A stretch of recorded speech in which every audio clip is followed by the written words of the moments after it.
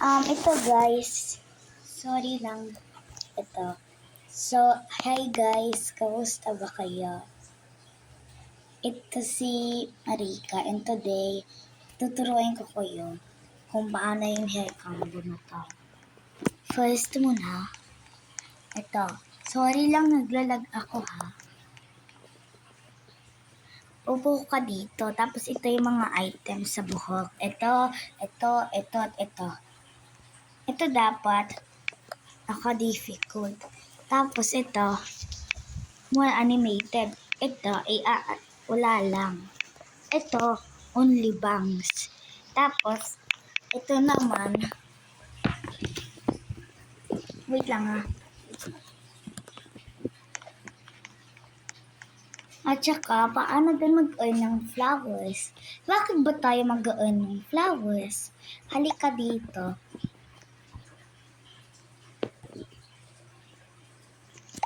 Dapat mag-ano ka ng surfing o mini games. Wala lang akong VIP, pwede niyo akong bigyan. I-watch niyo ako ha.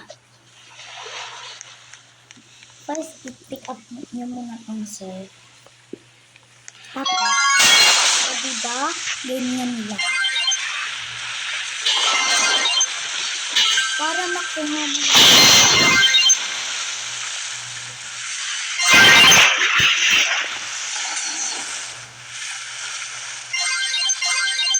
Ayan, okay.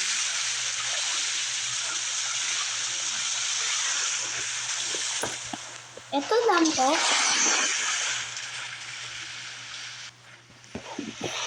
Ayan lang. Keep doing this mga 10 times o 30 times. Ginagawa ko na ng 5 times. Problema.